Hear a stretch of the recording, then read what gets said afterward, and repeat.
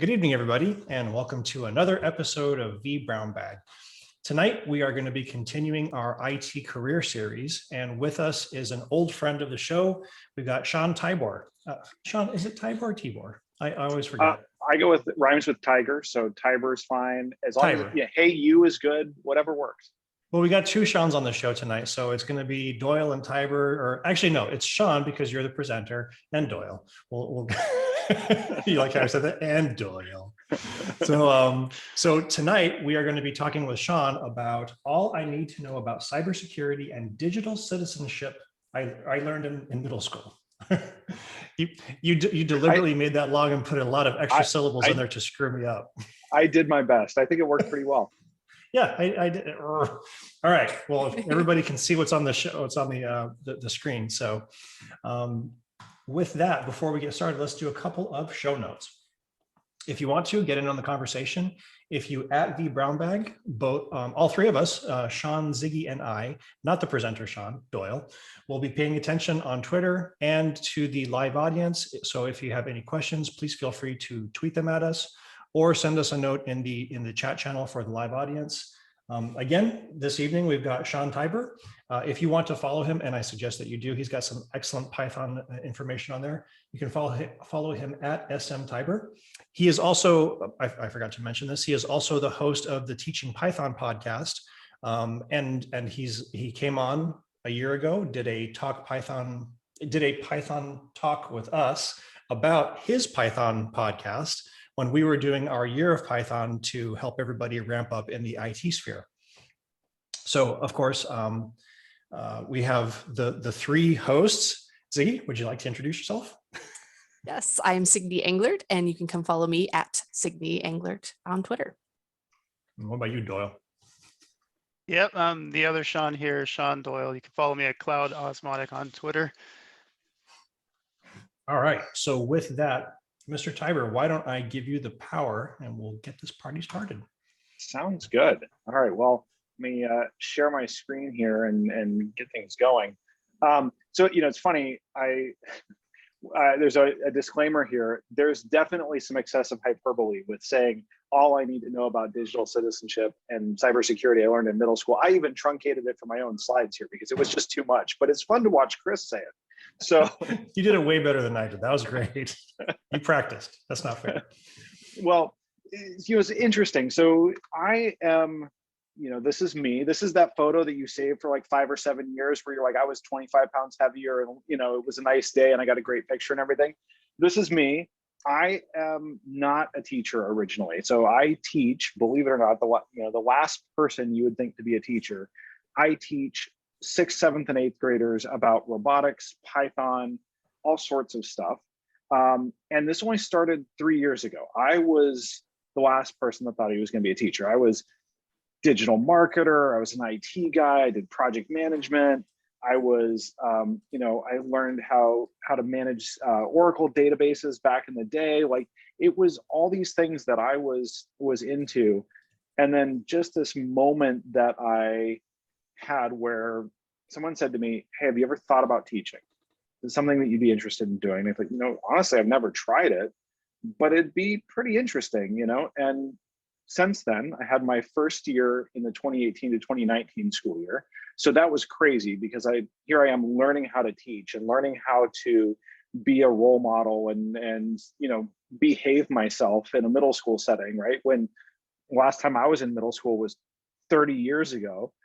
And then the second year I'm teaching, everything's going fine. I'm like, it's going to be a breeze, right? Like it's just, I got the hang of it the first year, the second year's fine. And then like March hit and suddenly I'm teaching online and teaching remotely and, the world imploded on itself. And then this year has been, again, more adapting and more changing everything. And despite all that, or maybe because of all that, I have to tell you, teaching has been probably one of the most professionally rewarding things I've ever done.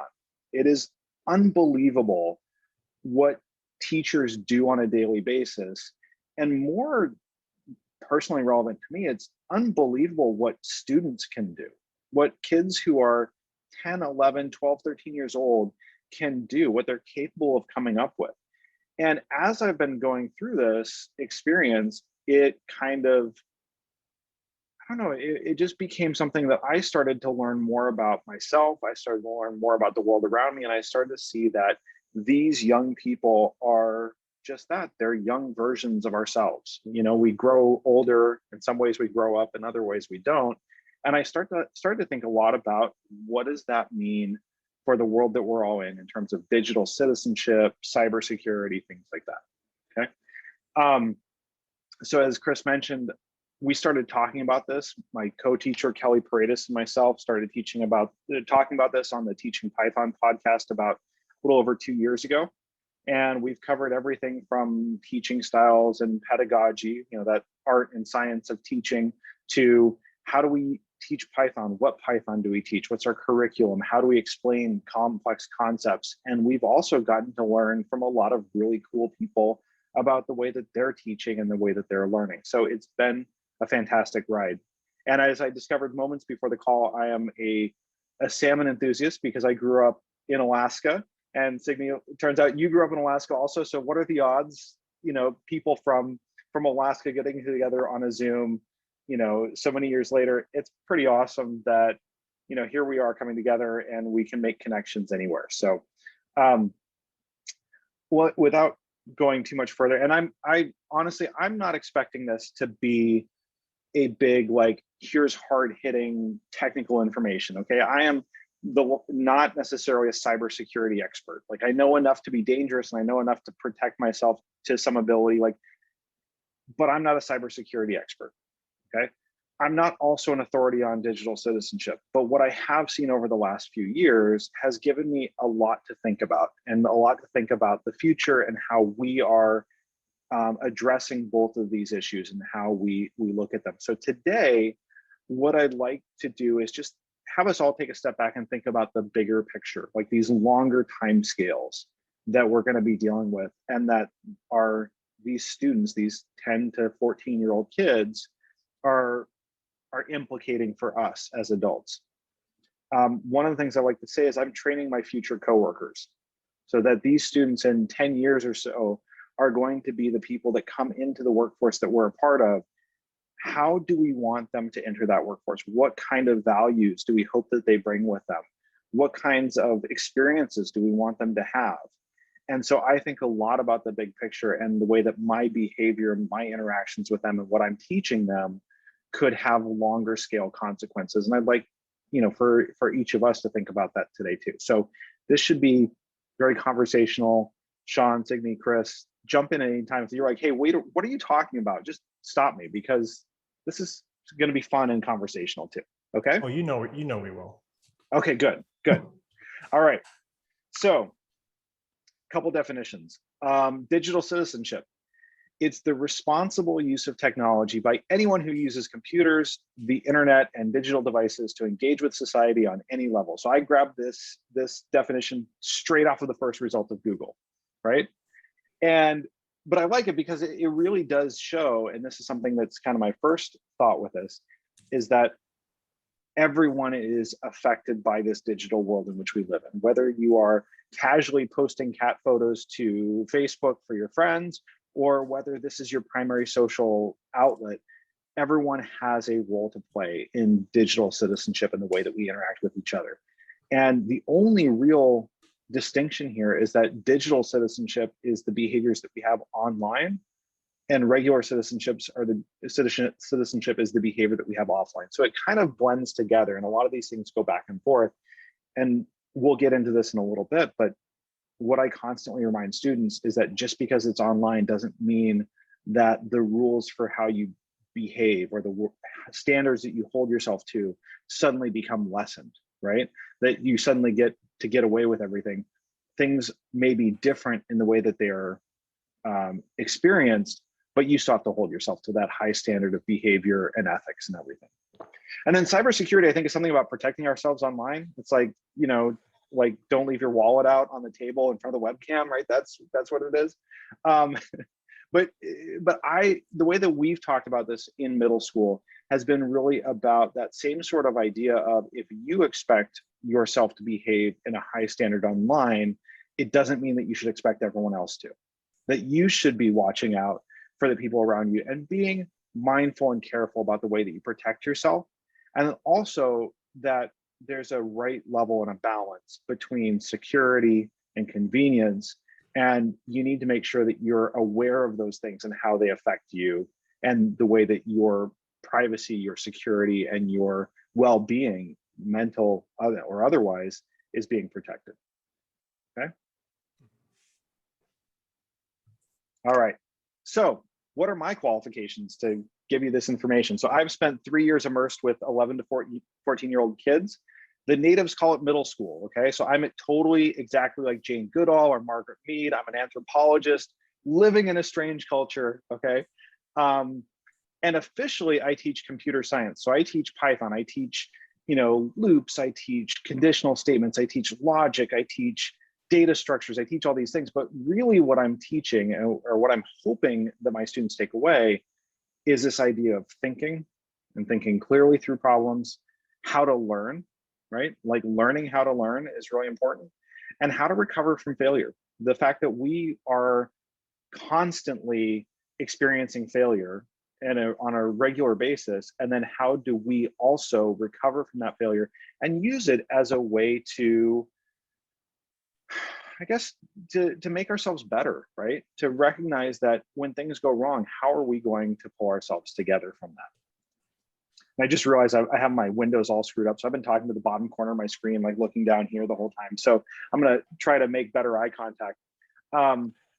This is a picture of me working with one of my students, and she had come up with this whole idea of, measuring body temperature using this little Python-based hardware board, and that she would use it to help with relaxation. Like, it'd be this biofeedback loop of, when your body temperature goes up, that you could signal like a light in the corner of your eye that would tell you that that maybe you need to calm down a little bit, like take a break, right?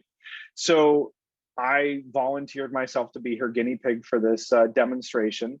And I don't know that it actually worked or anything, but there's a little bit of this that's also putting yourself right into the situation, jumping in, letting it be a little bit silly and weird and awkward, and earning that trust with your students and with the natives, that they will believe in you when it's time for you to give them advice.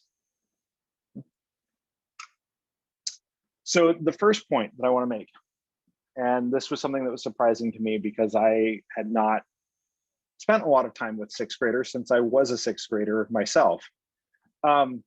Risk tolerance, right? We talk a lot about risk and risk management in cybersecurity, and we talk about risk management in IT, but sixth graders have a weird sense of this. First of all, they like, you talk to them about risks, they're like, what do you mean? Like, what do you mean by risk? Like, what is that word, right? We have an adult definition of risk, but students have this kind of like binary black and white sort of idea of risks and consequences. And a lot of their behaviors are regulated by these like allow lists and block lists set by parents and authority figures. Like, permissions are discrete, they're not continuous. Like, oh, you can have a little bit of social media. No, it's like you can have no regulation on your social media, or cell phones are bad and you can't have any of them. There's no in between. It's like you're allowed or you're blocked. And when they're thinking about risk, especially since many of these students have all they've known in terms of online behavior has been in the last 5 to 7 years of their lives, they don't really have a good prioritization of different risks and understanding the consequences of them. So social risks are just as important to them and weighted just as equally as other types of risk. So like their risk of going online and getting harassed by someone and bullied by someone that is outside of the school may be just as weighted just as easily as someone not liking them or making fun of them at school that's one of their friends, or feeling left out because they're not participating in social media online, or they're not part of the group message thread. So these risks are really hard for them to measure. And kind of the point that I took away from that is, when I thought about it, really, unless you're someone who spends a lot of time measuring, calculating, estimating, and evaluating risk as part of a cybersecurity plan, or project management, or any of these areas, most of our end users don't really have a great sense of risk either, right? Like they don't really think about like what's the risk of this behavior or this action. And I'm curious, like to the question of the panel, do you see that a lot with the people that you interact with? Do they have a good sense of like risky behaviors online and what's a good thing or a bad thing to do online? Well, so you unmuted before I did, so go ahead. Well, the first thing that popped into my head is I think about like the people I went to college with, and the things that they shared online then versus now, and how they seem to have become fundamentally different people in 5 years. I'm guessing as they move into the professional world and kind of like start to like notice it, that might get noticed by other people and like actually have like career impacts and things like that. So that's the first thing that pops into my head. Yeah, I was going to say something similar. I definitely think that it changes as you age, as you go through different stages.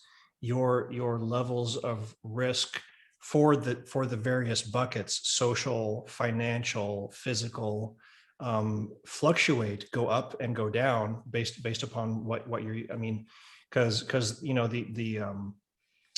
my father-in-law and my mother-in-law, they display very risky online behavior that we wouldn't, because they click on everything. They click on all the links when they come in, and the grandkids are going, pop, what are you doing? You're crazy. But at the same time, they're posting themselves underage drinking online, and he's like, are you? There's different facets, and different age groups are concerned with different pieces of it. Yeah. How about you, Sean? What do you, anything you can connect the dots here for us on what you've seen? Yeah, definitely echo what Signe and Chris mentioned there. Yeah, I think a lot of people when they go online, even if they're, using a VPN or anything like that, they just think like there's some sense of anonymity. But in today's world, like even this recording, it's being digitized and it's going to be online where people can see, so yeah, I think a lot of people just don't think about those types of things. They're just like, oh, this is convenient, I'm going to use this, and I'm behind, here's this screen and here's my thumb, and I'm doing things to this screen and it's giving me convenient things back. And I don't have to, I don't have to worry about my consequences, but there's so much more behind that people have to take into consideration. I think Yeah, I would imagine. Oh, go ahead. Sorry. All right. Somebody from the audience just mentioned something really important that I didn't think about. Risk awareness changes based upon the number of times you've been burned in the past. Exposure to the ramifications of your actions obviously is always the best instructor.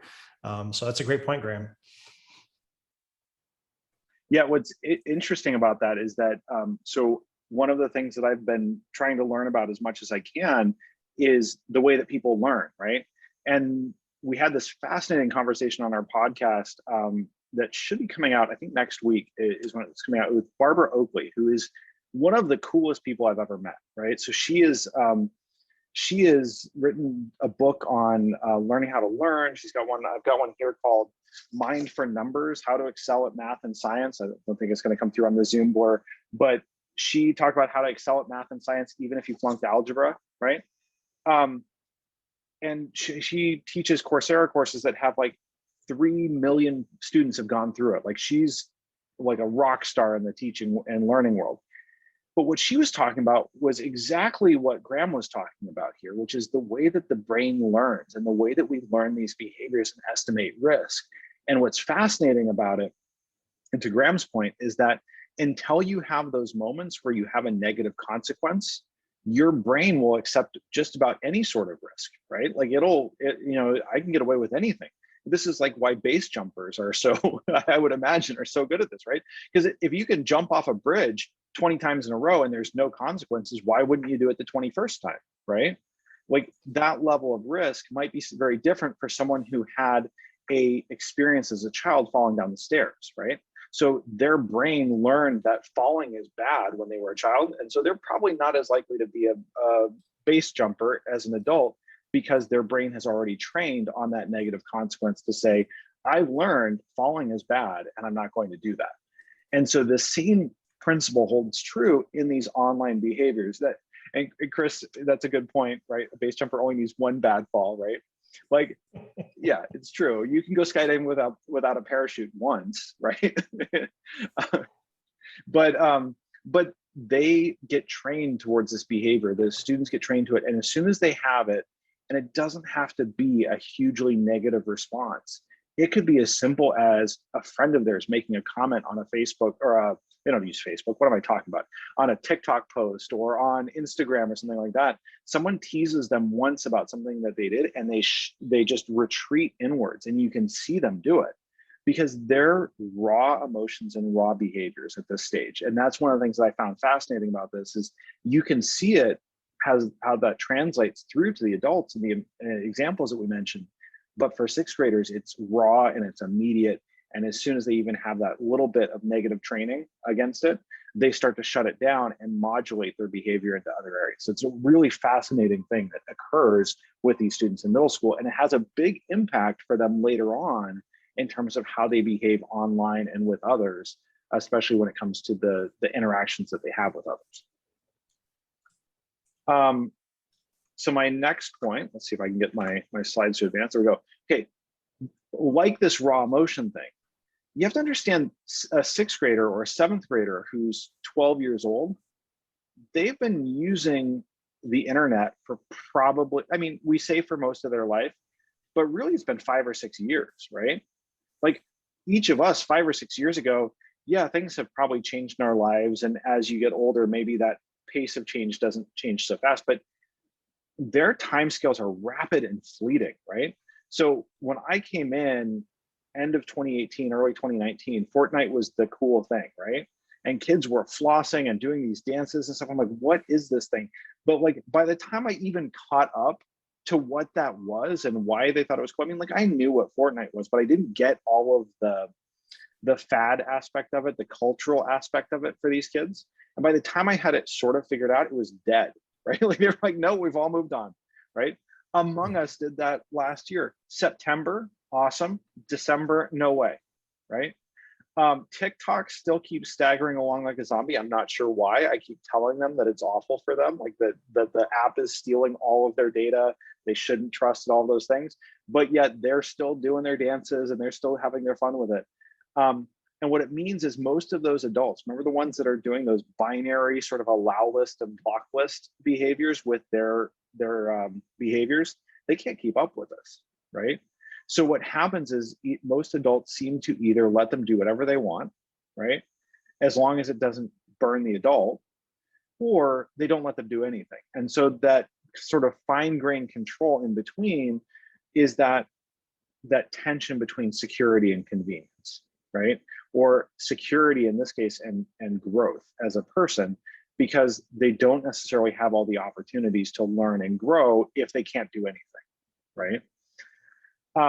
So this is an interesting dynamic between that idea of things moving really fast and the people who are responsible for them making decisions about what they can and can't do don't actually keep up with the information that would better inform them on how things work. And the conclusion I drew, and I'd be curious to know what you all think, but that feels a lot to me like an IT department that's a year or two behind the times, right?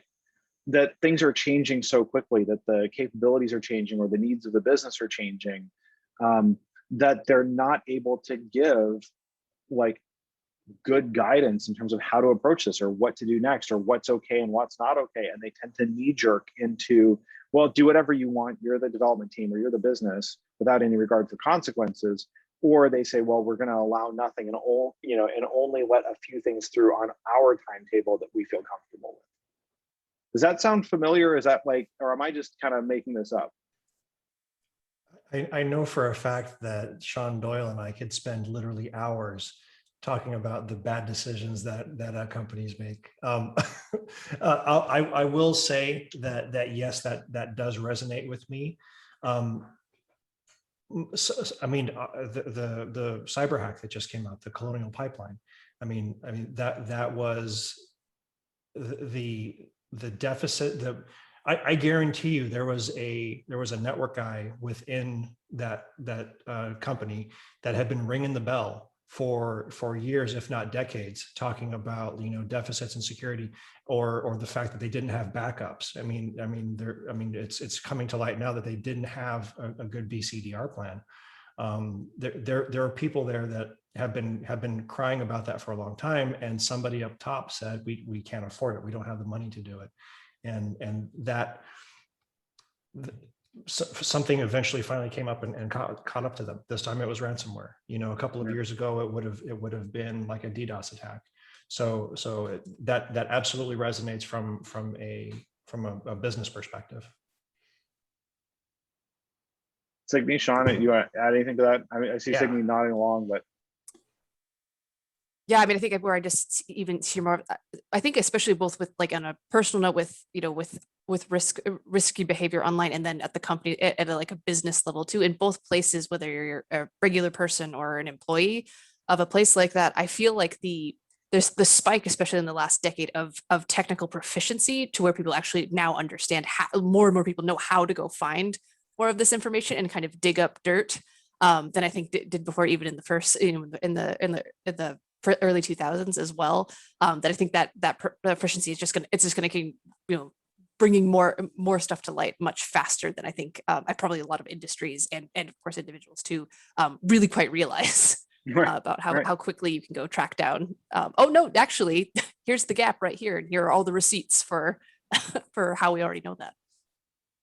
Yeah, absolutely. I mean, this is a pretty critical point here. I mean, and especially in the technology space, I mean, the way and recently the growth is so exponential on just tool sets, and GitHub is revolutionized, well, not GitHub, but Git and collaboration between developers has led to such a plethora of tools. And these tools are all new, and there's new ones coming out all the time. I mean, Kubernetes is like, it's not that old, right? It hasn't been around that long, and everybody's using Kubernetes now. And but there's all these tools in the ecosystem of Kubernetes, and so you have all these people who need to learn all these things. And it's kind of like those adults, the parents of the children, like the kids that can pick up the tools that are coming out that are the most up to date, that are sticking to it, can sort of field it. But it's just, there's so much coming out, there's so many new apps, there's so many new video games, that it's like, which one are you going to grab onto and which one are you going to focus the train on, right? It's definitely an interesting and exciting time in the world of IT, both for innovation, but at the same time, it's that continuum of innovation versus like security, right? You have to give a little in the security space to innovate, but at the same time, you can't give too much, because then you leave yourself wide open. So yeah, and I think there's a really interesting point in the chat here too about the people who tend to be naysayers are the ones who have to pick up the pieces after the fad is gone, right?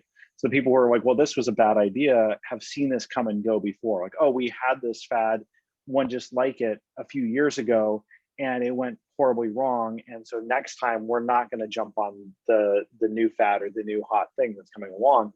And I think that's a really interesting point too, because this is not to say that the goal should be to jump on every fad that comes along.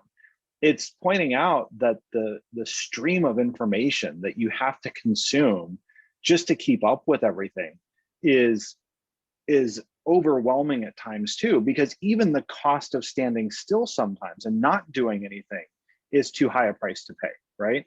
So the answer may not be to jump on the next big thing or to dramatically shift your infrastructure one way or the other, but it may be just, we have to stay on top of our existing infrastructure just to stay secure and stay safe, even if other things are going, we're going to let other things go intentionally and for good reasons, right?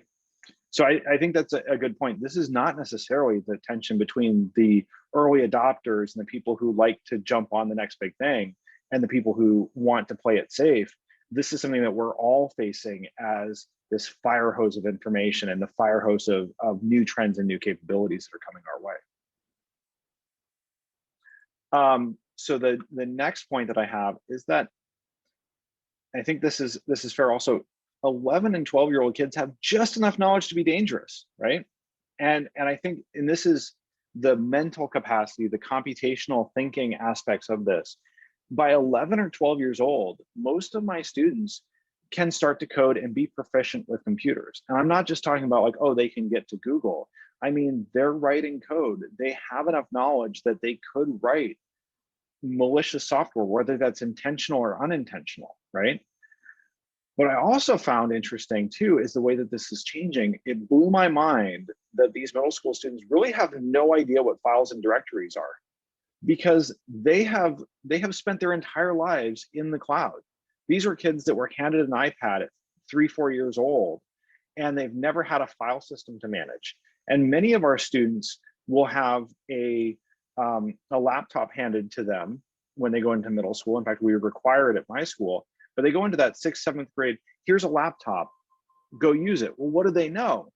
They know Google apps, they know Microsoft apps, they know all these cloud-based platforms that they've used, but they don't necessarily know about files and directories and things like that. So the way that they're thinking about their information, the way that they're thinking about data is changing. And I think on the whole, this is a good thing. I think it is definitely the right way to be moving towards. They will learn about files, they will learn about directories for different things that they have to do, but they're almost entirely cloud-based. And so that also has this effect of them moving towards using the internet first for information. So they will go Google, they will go search, they will go look for information that's quickly and easily available to them. But it doesn't necessarily mean that that is wisdom, right?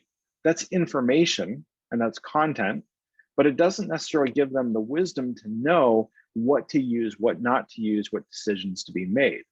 And, you know, I don't have as strong of, I know that there's some ways we could connect this to management, to users, to new people entering our workplace.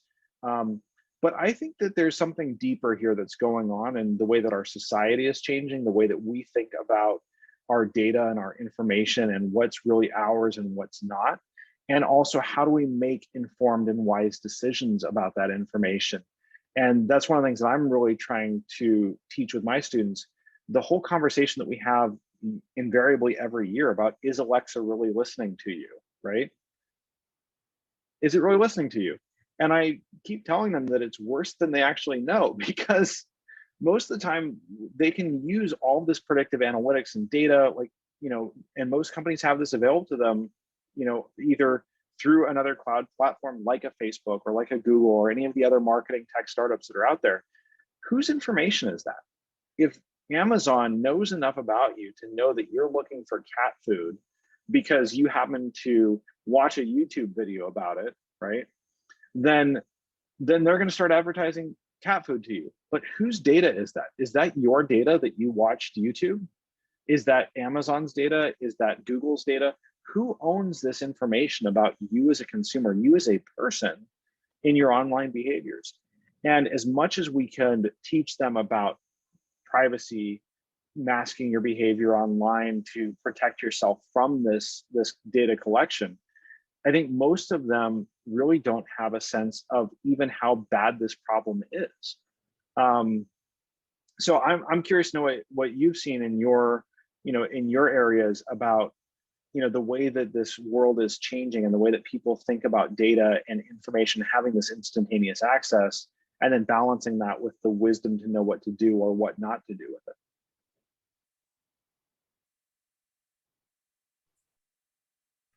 I've been bogarting the responses, so I think Sean should go first this time. Mr. Doyle. Yeah, you know, it's interesting, and I I don't know how, I'm not a conspiracy theorist in any sense, but I swear when so I had, and I'm not, you know, if this is on YouTube, I still use Facebook, but I swear I had the Facebook app on my phone, and I mentioned to my wife something about some toy for my son, and the next thing I know, I get tons of ads for that. And I swear we never texted each other. It was the first time we've ever mentioned it. And ever since then I deleted the Facebook app and I've never had that since. So I'm like, has it turned on my microphone like this whole time and been picking things that I'm talking about? Because like literally I've never talked about that before. I've never searched for it before. Like, I'm not saying this isn't a call out to Facebook, but it's very interesting and very, yeah, I think, again, going back to the slide one, like, people, especially children, I know I'm struggling, you know, my son's learning how to code and he's going online, he's watching YouTube and following videos and things like that. And he's, young, he's not a teenager yet. And, um, it's something that I am thinking about. How do I have this conversation with him, right? Like the things that you're doing online, like are being tracked, not necessarily to you, unless you make a user profile and things like that, but to our ISP, to our IP address, our ISP knows that things coming out of our home are going to these places. If you sign up for certain sites, then they have information on you and they can now do things with that information, whether you know it or not, right? Like YouTube will start showing you all these videos on Minecraft because you watch Minecraft all the time, right? So it's an interesting conversation, and this topic fascinates me. I listen to a lot of talks about other podcasts about people talking about data and data rights and things like that. So I don't know if that answers your question, but it definitely resonates with me, especially with children and how to handle the whole aspect of data and tracking and all that's. I think it's a really good point, and I think it is something that we're going to be grappling with for a long time. My previous life, I worked in digital marketing and technology, and the wake up call for me in terms of like what this really meant and what the power of this really was an article that I read about how Target informed a woman that she was pregnant. And I said, wait, what? Like, how did that happen? And what it was is they were analyzing shopper behavior, and she, by the way, she didn't know she was pregnant. She found out from Target when she got a mailer that was like, congratulations, here are some, things for expectant moms. And she's like, but I'm not pregnant. And then like a week later went to her doctor. It turns out she's pregnant. What it was her shopping behavior in their stores and online had triggered her to be bucketed in with other expectant moms. The things that she was shopping for at Target were the same sorts of things, or at least close enough to other expectant moms, that she got added to that mailing list and got the mailer from Target for expectant moms before she even knew she was pregnant. So, and that was like 10 plus years ago, right? That was all based on just shopper behavior in stores, and Target, a big company, doing this sort of data analytics, data science type work on it. And now that has been democratized down to such a level that literally anyone with a credit card can go out and buy detailed location data from a number of location services companies that you could use to identify shopper behaviors, where people live. There was a fascinating article in the New York Times, and I'll find the link for you, Chris, so you can share it with everyone. But there was a fascinating article about location tracking data, and probably one of the best examples of visualization in journalism that I've seen in a long time, where they had gotten access to, I think it was like 7 million data points of location data in New York City. And I thought, well, that's kind of a lot. It was only over 48 hours. They had 48 hours worth of location tracking data that was being used to track individual people at various points during that 48-hour period. And what they found was that, it was supposedly anonymized, but all of those mobile phones that they were tracking went back and slept somewhere at night, right? They went back to a house somewhere. Well, the house is owned by someone, and that's a matter of public record. So as soon as you associate the public records data with this location data, you've de-anonymized the data to a pretty high extent again, and now you see where everyone goes. And they had people who worked at nuclear power plants, significant critical infrastructure. They had bodyguards for the mayor of New York. They were pretty sure that they had them identified. They had people who had gone to work and to school and all these things for millions of people. And you know where they got all this data from, or where these location services companies were getting it from? Apps like WeatherBug. So if you've ever had the WeatherBug app on your phone and you gave it access to your location so that it can tell you the up-to-date weather on your phone, it was actually selling all that location data to all these marketing companies. And the crazy thing about this, and this is the part that I talk about with my students, is if someone's selling your data or using it, mining it in a way to potentially use it for you or against you, how would you even know? Like, what indication do you have that they're collecting this data about you? So a lot of what we talk about is just assuming that whatever you're doing online, don't assume that it's private. Don't assume that you have privacy when it comes to online behaviors. And that's a good place to start. So how does this relate to digital citizenship? Oh yeah, and there's a point in the chat here is, you know, the data is not that expensive. It's literally, you put down your credit card, anybody can buy it. So technically it's for marketing companies so you do better advertising with. Just buy the data, right? So digital citizenship, this idea of the society, is that these students, these middle school students that I'm working with now, these are our future coworkers, clients, and bosses. I'm convinced some of these kids I've met, they are so brilliant. I would love to work for them someday, right? Like, they're going to be amazing. Our society is increasingly digital, right? Like, we thought it was more digital 10, 15 years ago, but it's even more so now, and it will continue to get that way for the foreseeable future. We're going to have an even more digitized society. We are on the cusp of the information age still, right? We're just coming out of the industrial age and going into the information age. This is still the beginning of it. And I know that's hard to believe because all of us have kind of been alive for that transition point, but these students have been fully immersed in it since they were born.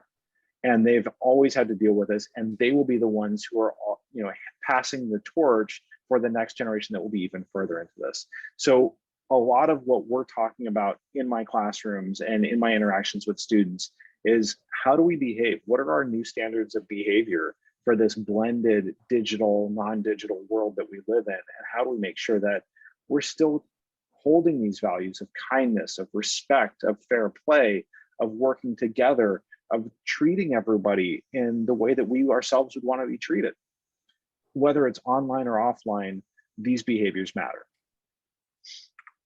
And so here are some things that I've learned, right? I mean, I feel like a time traveler from another era every day. I have given my kids homework to go watch Back to the Future because it is a crime that their parents have not shown them that movie, right? The Princess Bride, it's a classic. How could you not know that movie, right? When my daughter was born and I held her in my arms, I looked at her and I said, someday we're going to watch The Princess Bride together, you know? And we did, and it was magical, right? It was an amazing experience. But I do feel like a time traveler. As a 40-something-year-old teacher teaching 10 and 12-year-old kids, I'm learning something from them every day. Memes are rad. They're the best thing ever. They're so much fun. And all of my kids talk like they're a YouTube you know, channel owner. Like, they all say the same things. I'm like, where did that come from? And they're like, oh, this channel. Here's something scary if you are a parent of kids who are, you know, of any age, but most social media and messaging companies don't do a thing to stop their kids from using their apps. And in fact, they are, in many cases, actively marketing to that group of kids who's just 13 or 14, but it's really the kids that are underage too that are looking up to that and seeing it. It's the whole thing of like Joe Camel from back in the day, where they made smoking cool. They're not doing it with smoking, but it's really something that still holds true. So many apps, so many channels online are actively messaging for kids. And I think that we have to be aware of that, and we have to be mindful of that, and we have to make sure that our kids are protected when they're in those spaces. I don't think we can entirely shield them from it, but we should be able to, you know, make sure that they're getting appropriate content for their age. The other thing that I've learned, especially over the last year, I know that it's easy for us to talk about, you know, kids these days and get off my lawn and everything. But honestly, kids are amazing. They're resilient. They're strong. Like they deal with things that I can't even imagine. One of my students lost a lung. She got sick and she lost her lung. She was in the hospital for months. She's one of my best students. She works her butt off all the time. She is always trying to learn. She's a great kid. Okay. So don't fall into the trap of kids these days or get off my lawn. Invite them on your lawn, offer them some lemonade. Like they're people too. And their wars, the battles that they're going through and the things that they're trying to figure out are just as significant as ours, right? We're all people on this planet. And I think that these kids are amazing and they're the people that we're going to turn the planet over to.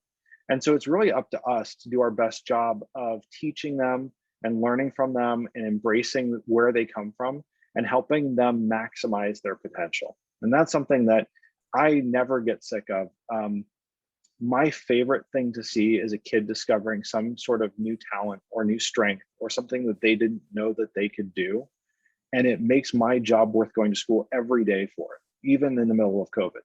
Because if I don't go, who's going to go? And who's going to be that person that teaches them? So what do we do about it? Like, what do we do about this world that we're in? We have to be good role models, right? To Signy's point about, social media and seeing your friends around you, like, when did you change from being that person that you were 5 years ago to the person that you are now?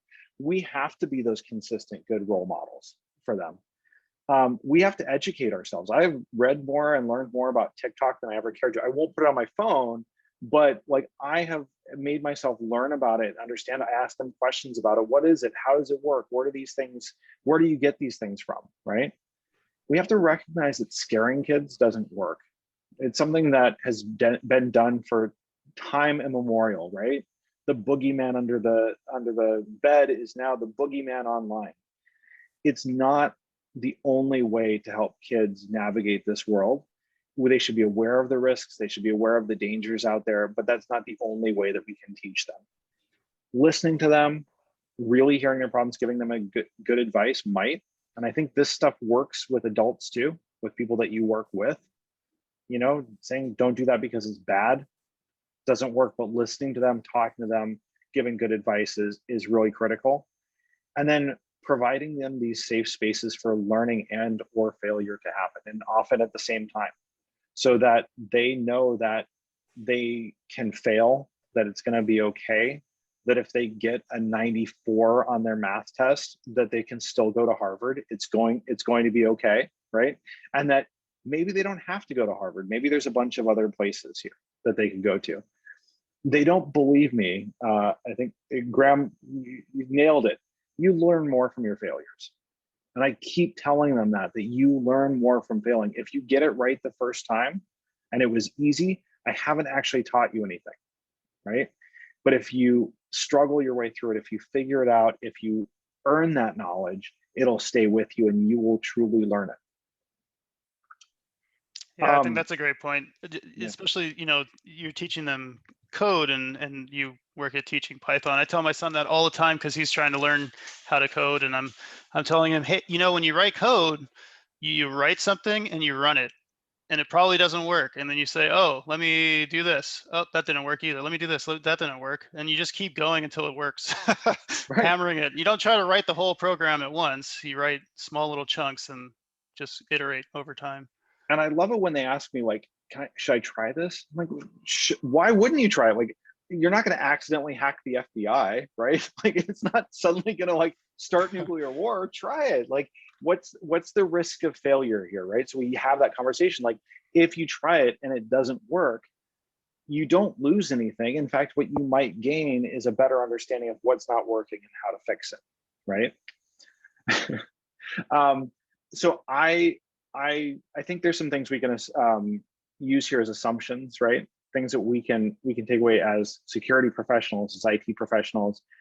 I would say assume that your clients and users are going to behave like your average middle schoolers, right? I think that's like, and that's not necessarily a knock against middle schoolers or against clients and users. It's just recognize that a lot of the same things that our middle schoolers are going through are the same things that we're all going through, right? So if we just assume that they don't always know what they're doing, right? That they don't have a great sense of risk and risk acceptance.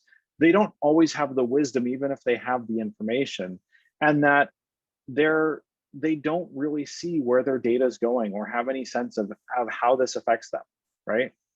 I think it's also good to assume that good intentions with bad outcomes is far more common than malicious intentions. I mean, people are trying to do the right thing most of the time, but they screw up and they make mistakes, and it's not always going to work the way that they want.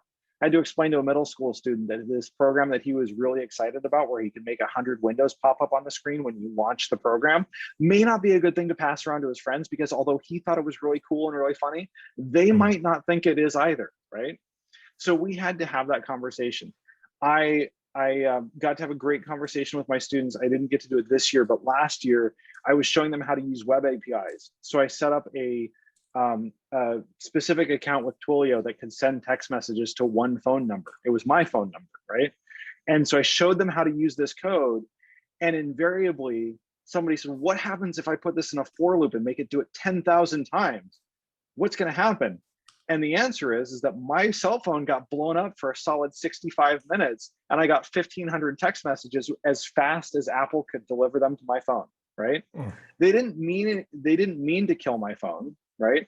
But I did have to block the account so it would stop sending me text messages, right?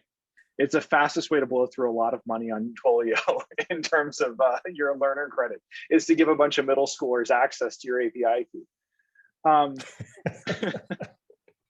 I think the other assumption is security is often circumvented for the sake of convenience, right? Why do I have to have a good password? Like, can I just write it on the bottom of my keyboard, right? We see that all the time with middle school students. My students are generally pretty good. They follow the rules. They're good kids. But like, are they going to always do what they're supposed to do when it comes to letting people in the locked door behind them or anything like that? They'll let kids tailgate all the time. They'll run off, they'll do things. They have this sense of security versus convenience. And I think that stays true with us no matter how old we get. And I think this last one got cut off, but I said, just assume your users will find a way around, one way or another, any sort of significant security restrictions you put in place. I did not think it was possible for students to figure out how to set up their own SSH tunnel and VPN their traffic through the firewall. I didn't think a 12-year-old could do that, but they can, right? Like, they find a way when there's that will to do it, okay? So we should assume that our users will, if they need to do something and they find that there's a good justification for doing it, they will find a way to do that. And we hope that we can give them the right tools so they can do that safely and securely. And that's the same thing that I told the IT professional when he came to me and said, our students are setting up VPN so they can go do stuff. And I'm like, so what are they doing? Well, I don't know, because it's private. I'm like, good for them. Like, they figured out how to VPN and tunnel and do this stuff. There's a balance of, are they using it responsibly? But the fact that they were able to mask that behavior, protect themselves while they were doing it, and not open up anybody else on the network to that behavior, as far as we know, was a pretty good thing, right? So there's definitely some of this that's not all bad or good. We just have to make sure that we have the conversation, we figure out what's going on with them. In that case, we did end up shutting down some of the ports in the firewall to be able to make it harder for them to do it. But I still have to SSH to stuff. So it's not like we can close the firewall completely. And so now for the big question, how right or wrong am I with this? Like, how right did I get this? How much does this fit?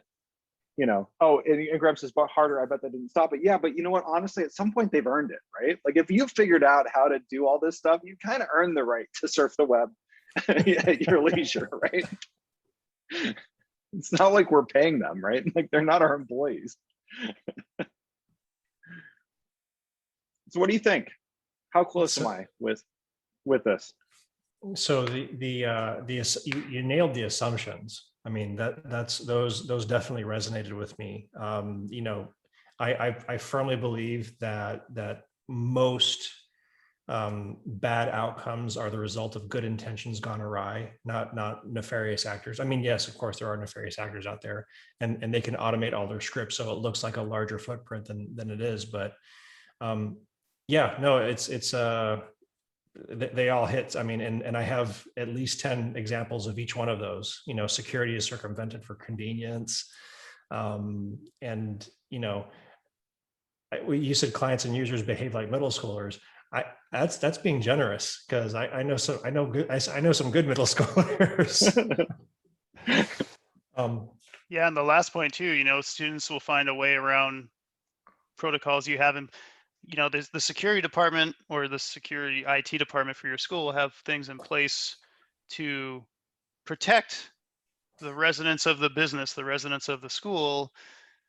But then you have, shadow IT, where if I can't do something, I'm going to figure out how to go do it until I'm discovered. And then that gets clamped down, and then I'm going to keep doing it as well. So that point definitely resonated with me. Seen that quite a few times. So that's why all three of us have our jobs, me, Ziggy, and Sean. Because being the cloud, shadow IT started with the cloud. It was much easier to swipe a credit card and spin up some stuff in a SaaS or something than it was to have the on-prem version of it, which was slow and had process and had security patterns and paradigms to get through. So they just spun up in the cloud. No, I think all of those were bang on. One thing that I wanted to bring to light that I thought would be an interesting foil to this would be the conflict. Maybe that's not the right word. The friction between online anonymity and digital citizenship. People that have there is currently an expectation of anonymity. And I think that when you think you're anonymous and you're wearing a mask, you tend to behave less good. That the concept of digital citizenship is much more enforceable. And I know that less good is a horrible way of saying that, but I couldn't think of anything else. But digital citizenship and online anonymity seem at conflict with each other. And what do you guys think about that? I mean, one of the things that we point out is it doesn't really matter whether you're anonymous online or not. There's someone at the other end of that keyboard, right? There's a real person there. And that's one of the things we talk about is like kind of building that empathy for the other people online, that what you say has consequences, right? What you do has consequences, and that's for a real person. That even though this may be a screen name or somebody that you're chatting with on Discord, until we really get the chatbots perfected, that's a real person, right? That's someone who has feelings and they have emotions and that you can hurt them. And it doesn't really matter whether you're anonymous or not in that interaction, because your words and your behaviors and your actions can harm them. And I think that works for a lot of the kids. There are some kids who still haven't gotten that figured out, right? There's plenty of adults who don't have that figured out yet. The other thing we tell them is that you're never truly anonymous online, right? Like that you're never really that anonymous unless you're some sort of like crazy super hacker, or unless you're just air gapped from the actual internet, right? That's the only way you're anonymous, is if you're not on the internet, because there's still a lot of ways. As much as you want to obfuscate, as much as you want to tunnel or VPN, use Tor, all of those things, there's always a way back to it, right? And what I thought about with that is that there's this. Have you ever read the classic book, it's Inside the Cuckoo's Nest by Cliff Stoll? Inside the Cuckoo's Nest? I have not, no. I think it's called Inside the Cuckoo's Nest. Cliff Stoll is this amazing mad scientist from Berkeley. He's actually an astrophysicist, but he wrote this book about his experience. I think it was in the mid to late 80s, and he was a Unix administrator at Berkeley. And he was paying the bills while he was a grad student in the physics department and working as a sysadmin. And one night he notices some odd behavior on one of their Unix machines that they're using to run physics simulations or something like that on it. And over the course of that's right. So Graham had a 20-cent charge. So he noticed a 20-cent charge on his phone bill and unraveled this thing until it led back to an East German hacking cell that was working for the KGB to steal secrets from the United States. And so my thought Inside. was, A true story. it's an absolutely true story. It's an incredible story. I fell in love with Unix reading this book. And I was like a teenager when I read it. I'm like, this is the coolest thing I've ever read, because it's like in the 80s, he's using like dial-up modems and checking like phone records and everything. And he's just persistent and determined to figure it out. And I thought to myself, is that this is such an interesting story that, you know, even someone who's an East German hacker working in the 80s, dialing through like 7 different, you know, routing tables, if someone's determined enough and someone's clever enough, they can find them. The Right? cuckoo's egg. The cuckoo's egg. Thank you. That's right. The cuckoo's egg. It's a fascinating book, and it definitely well worth it. So this idea of being anonymous is, I think it's something that's a bit elusive. It just depends on how hard someone's willing to work to figure you out, to find you. And so if it's worthwhile and it's worth doing, someone will unmask you if you're really behaving that badly. There's definitely a way to it. It's a really cool book, definitely worth a read. And I think it goes to show that we're never truly anonymous, and that the people that believe that they are online are either getting away with it because they haven't been burnt before, right? Or they just don't care, right? They are the same way online as they are offline, or maybe they're a little bit meek online or offline, but when they get online, they turn into a little bit more outspoken or a different person, or they feel empowered there. But I think it's going to be an interesting way to see how we go forward, how this starts to change. Like if that sort of online anonymity starts to change, or our view of that changes over time as people realize that there are more consequences for their behaviors. It's on my Kindle as we speak, downloading to it. Nice. Signy, what do you think? Well, the first thing that's popping into my mind now is just that, you know, I think where a lot of that, like what we're talking about, is really evident, is this, you know, and it's a piece of this cancel culture conversation that we see too, where you know, we think of like popular YouTubers, you know, claiming to, you know, been, you know, have made racial statements, and then, you know, today they'll say like, oh, no, oh, you know, I would never ever said something like that. And yet, if you are willing to just, you know, and thousands of people are willing to just sit back and go through, you know, a couple thousand tweets, they go find this stuff and they find it really, really fast. And I've noticed that it seems to happen less to younger people who are, so people have been like on YouTube less time, or on TikTok less time. You know, it seems generational. The older people are more cautious, with a few notable exceptions too, I think. But I feel like that even though there has been, you know, for as long as these kids have been online, there has been an easy paper trail. Somehow there's still, that's not clicking somewhere that someone can just go find and very easily prove that you actually did indeed say that thing, or post that video. And there's evidence forever now that you can't really ever pull that back.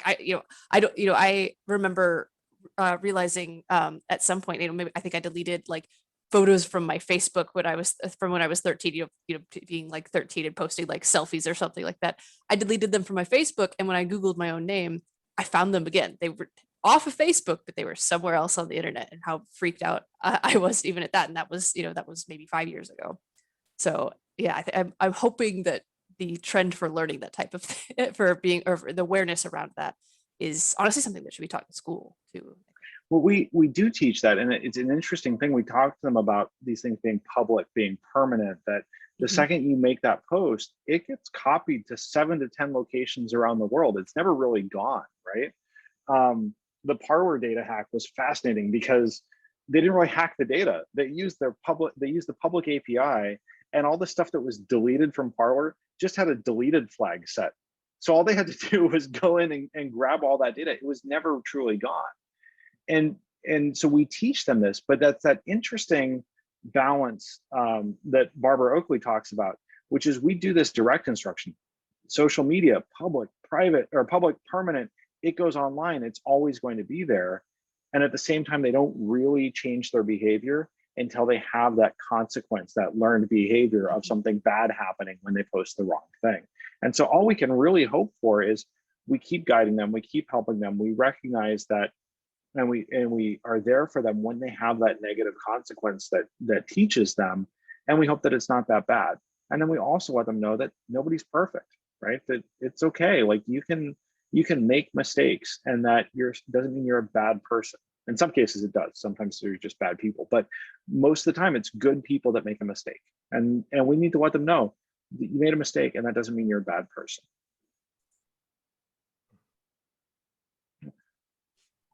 Any other final thoughts? I mean, I've really enjoyed getting to talk with each of you and get your thoughts and perspective on this. This isn't the first time I've pulled these thoughts together into a presentation, so I was really kind of curious to see what other people thought of it and what your reactions to it were, and I really appreciate your thoughts and feedback on it. I like that we had the thought process from the different generations here. Sean, you're dipping into the kids of today with your students. I'm the old fuddy-duddy, and then we've got Sean and Ziggy in the middle to talk from the different facets of life. This is awesome. Yeah, if you want to know, like Chris, for you and I, the difference between the generations, I just want to let you know I had a student ask me when I brought in a floppy disk why I 3D printed the save icon. So. 3.5 or 5 1/4? 3.5. 3.5. That's a B drive, Chris. Yeah. That's a B drive. I have this on my desk. Days, oh, nice. Look at you. Have it on my desk just to remind me. I Yeah. think I went home and grabbed it when I was about to start my first IT job. I was like, Yeah. I don't know why. I feel like I want this as a desk desk decoration. They're like, you did a great job, Mr. Tibor. You even got the metal parts on it. Like, how did you print the metal? That's amazing. Skills. Cool. All right. Well, I guess if anybody else has thoughts as you're watching this or as you're in the chat, I mean, hit me up on Twitter. I'm always around. I love to talk about these things. I think it's a fascinating time that we live in, and I get to play a bit of a novice anthropologist, observing how middle schoolers see the world, and it's been a fun ride. And why don't you give a plug for your podcast, Mr. Oh, Tibor? sure. So my co-host Kelly Schuster-Paredes and myself co-host the Teaching Python podcast. The website's teachingpython.fm. The cool thing about it is that Kelly is a wonderful, experienced, expert teacher. She's been teaching for over 20 years. So she started when she was like 12. It's totally cool. And I'm the technologist. I'm the coder by training. I did all of the techie stuff, but she hadn't coded before. We started teaching together 3 years ago. I hadn't taught. So we started this podcast that talks about our experiences, coming at it from these two different perspectives. And I think we just recorded episode 70 this week or earlier today. So I'm a little brain fried from that. But we've had over almost 250,000 downloads on our podcast over the last 2 years, which for a little podcast that's about education and computer science, I feel like we're doing pretty well. So I would encourage you to give it a listen. We try to do something for everybody. It's not just about teaching. It's not just about coding. It's about learning and fun. And we have a lot of laughter doing it. It's great, not just for people that are trying to learn Python. It's not like just like, newbie coders that are trying to get into it. There's something in there for everybody.